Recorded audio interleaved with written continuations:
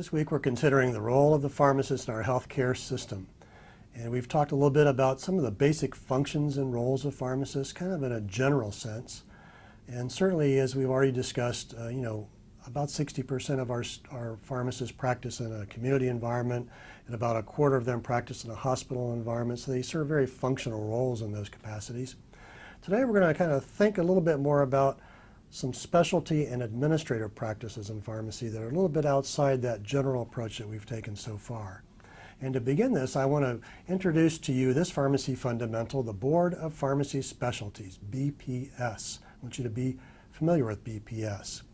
And this is an organization that is here to identify and recognize critical specialty practice areas, to set standards for the certification and recertification of pharmacy specialists, to objectively evaluate individuals seeking certification or recertification, and to serve as an information resource and coordinating agency for pharmacy specialties.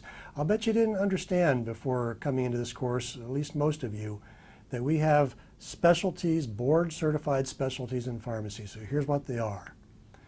These are the current 6 specialties that are board certified.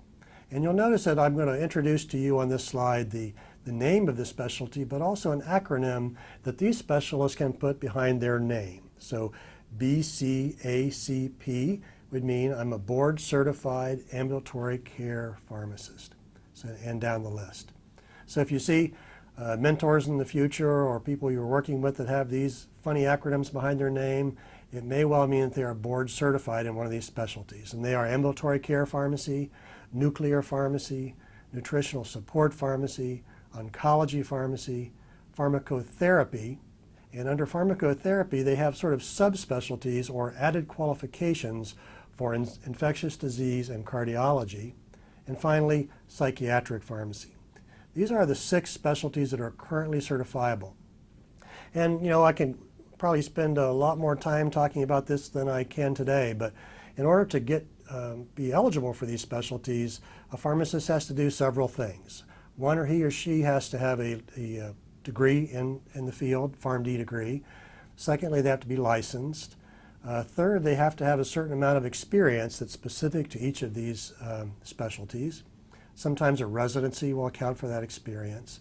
And finally, they sit for an examination. And if they do all those things and pass the examination, they become board certified. So here we have 2 specialties that are coming. So we have 6 existing BPS specialties that I've just shared with you. And starting in 2015, we will have 2 more. One of these is critical care. The other is pediatrics. And I've given you the web link here, the URL for BPS. If you want to learn more about these specialties or how BPS works, I would invite you to go to bpsweb.org. We thought a little bit, very little bit, but I'm sorry we can't spend much time on any one of these single issues, but we thought somewhat about specialty practices.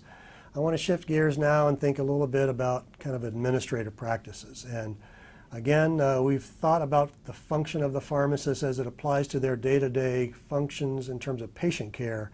Let's think about administrative side as well. We said to you earlier in this course that every pharmacist manages something. They might manage people in almost all cases.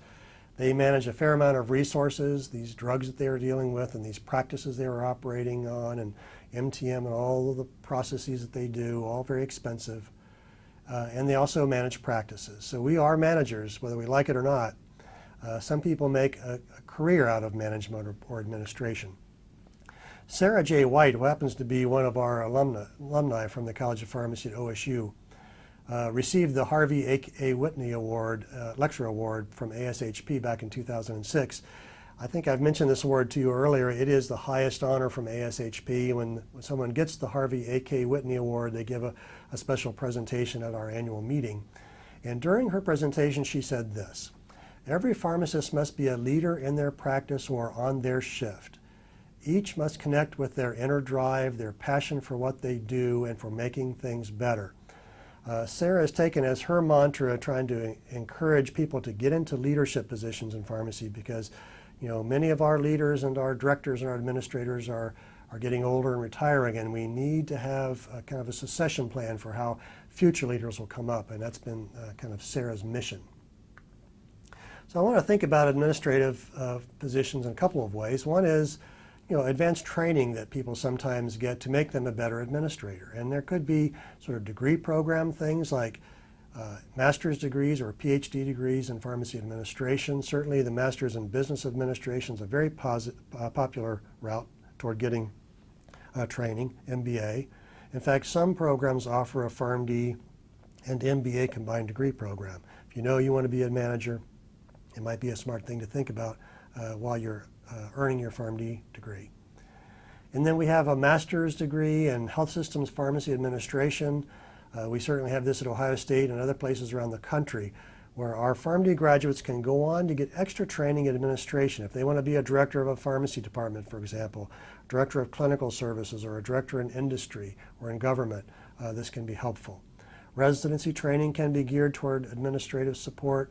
And then there are certificate programs that people can take to kind of bone up on their skills in a specific area, in this case meaning administrative skills. And then I mentioned that we have combined degree programs for the MBA, for the MS, or for the PhD. So in terms of advanced training, lots of ways you can get it. We'll soon find out that a lot of the managers that are in practice today haven't taken that route, and they've certainly been able to go on without advanced training. So I want to come back to something we've talked about earlier this week. We talked about the APHA Career Pathway Evaluation Program, and we looked at their career option profiles. And I ask you to consider this as a rich resource for you now and in the future as you think about all of these alternatives that are available to you in the pharmacy profession. Since we're thinking about administration right now, I want to kind of hone in on a couple of these career option profiles that deal with management. The first is Chain Community Pharmacy Management. And if you go to that career option profile, you see that they talk about these managers being at the store level. So maybe they manage staff and they manage the clinical service, they manage inventory and they recruit people, they train them, they develop them, and they kind of are the general business manager of the enterprise. Also in chain community pharmacies, we have people who kind of go beyond that level. They are district managers maybe, they are pharmacy operations executives for an entire region or perhaps the country, or maybe they are something like vice president for pharmacy operations. So there are various levels in community chain pharmacy in which someone can get administrative experience and leadership positions. As I mentioned, only if we look at that career option profile, at least of the people that they surveyed, only about 10% of them had advanced degrees, about 8% of them had residencies. So, it's not critical that you get that training, certainly would be helpful. When they asked these people what's most appealing about their jobs, they said the patient care and contact aspect. What was least appealing, they always talked about insurance. The next career profile relating to administration I'd like to kind of share with you for a minute here is hospital pharmacy management. This could be managing pharmacy operations, and sometimes these are very small operations, sometimes they are very big. So they come in all shapes and sizes.